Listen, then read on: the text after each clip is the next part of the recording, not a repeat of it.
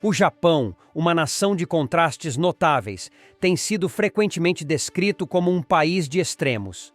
Da perspectiva de um observador externo, ele se apresenta como um farol de avanço tecnológico, com uma cultura incrivelmente rica e uma economia classificada como a terceira maior do mundo. No entanto, um exame mais atento revela uma sombra escura que se estende por baixo dessa fachada brilhante, um lado que a maioria do mundo desconhece. Este é o Japão da geração perdida.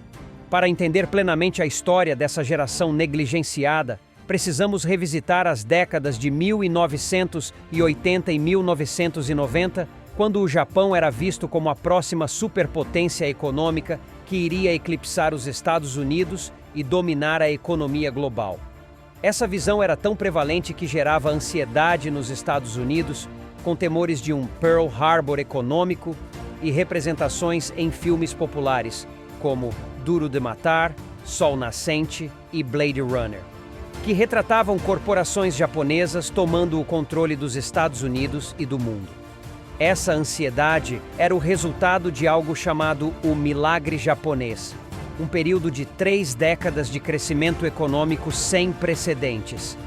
Esse milagre foi possível devido a um sistema econômico japonês único que, na época, era considerado superior ao modelo ocidental. Esse sistema se baseava na cooperação entre grandes cartéis corporativos e o governo japonês, conhecidos como Keiretsu. Esses cartéis eram alianças entre as maiores corporações japonesas, que detinham ações umas das outras e trabalhavam juntas para garantir apoio mútuo. Além disso, os principais Keiretsu recebiam apoio preferencial do governo na forma de enormes empréstimos fornecidos pelo Banco Nacional do Japão.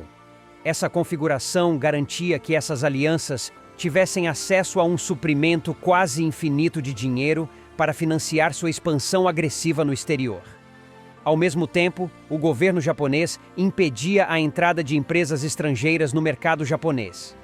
Apesar de não ser um sistema particularmente justo ou saudável, funcionava, levando à expansão da bolsa de valores japonesa e à conquista de mercados globais por produtos japoneses. Tudo parecia perfeito até que o milagre japonês começou a desmoronar.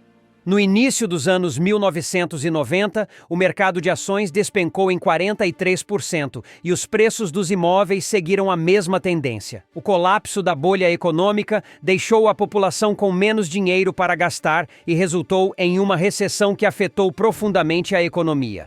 Além disso, os anos que se seguiram revelaram rachaduras no sistema japonês. Tornou-se evidente que a corrupção era generalizada nos negócios e no governo japonês, incluindo práticas como insider trading, manipulação de ações, fraude e suborno. Empresas zumbis, que sobreviviam graças a empréstimos baratos do governo, foram reveladas, minando ainda mais a estabilidade econômica. Em uma década, o Japão passou de ser chamado de tigre econômico para ser rotulado de homem doente da Ásia. Essa queda não era exclusiva do Japão, pois as economias dos países podem sofrer flutuações, fazendo parte da dinâmica econômica. No entanto, no Japão, a recessão econômica teve consequências devastadoras para toda uma geração. A geração perdida é composta por indivíduos que têm agora entre 30 e 40 anos. Eles estão ausentes do mercado de trabalho, vivem frequentemente com seus pais e não têm segurança econômica para formar famílias próprias. Isso resulta em um desequilíbrio preocupante, pois essa faixa etária costuma ser a mais importante para a economia de qualquer país. São os que gastam mais em famílias, habitação, hipotecas e carros, impulsionando a economia. No entanto, no Japão essas pessoas estão ausentes. Além disso, o Japão enfrenta um problema crescente de envelhecimento acelerado, denominado superenvelhecimento. Com quase 30% da população sendo idosa, o país está envelhecendo mais rápido do que qualquer outra nação. Isso é, em parte, resultado das crianças que a geração perdida não teve. Até 2050, a proporção entre idosos e pessoas em idade ativa será de 1 para 1,3, o que significa que haverá quase tantas pessoas com mais de 65 anos, quanto pessoas entre 15 e 64 anos.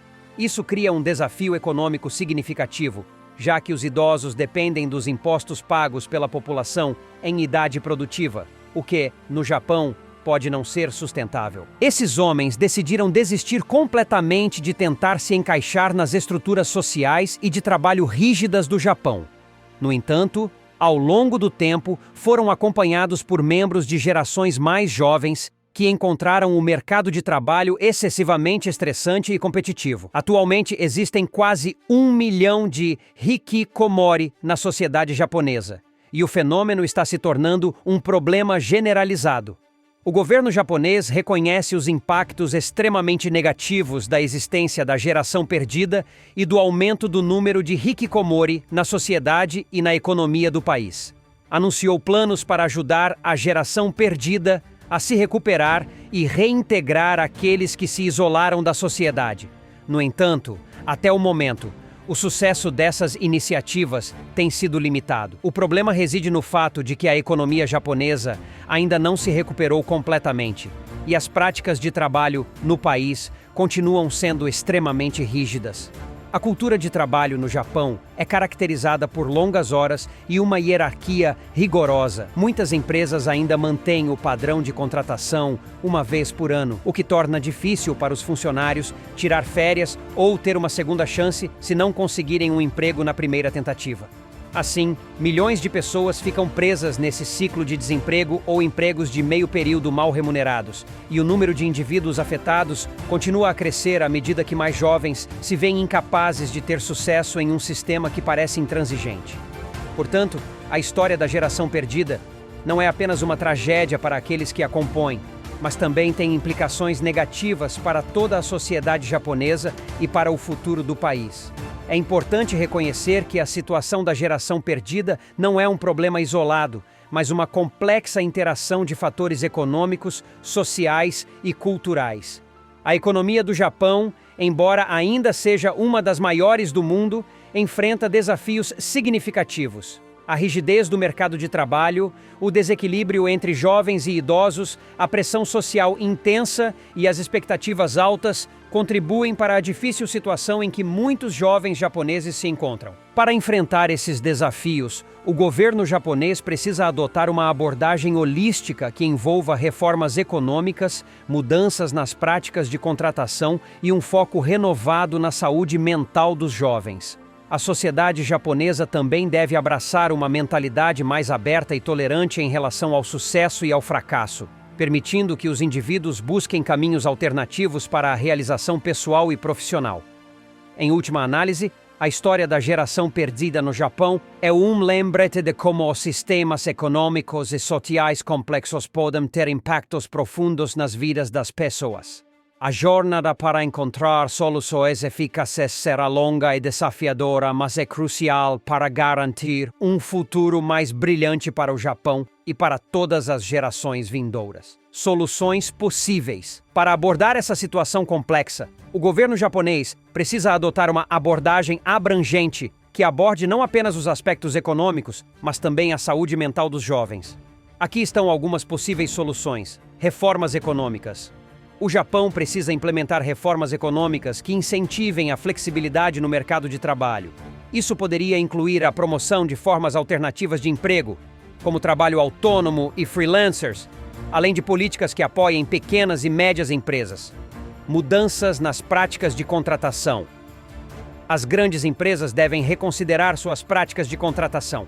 Em vez de contratar apenas uma vez por ano, elas poderiam adotar políticas de contratação contínua e considerar candidatos de todas as idades. Educação sobre saúde mental.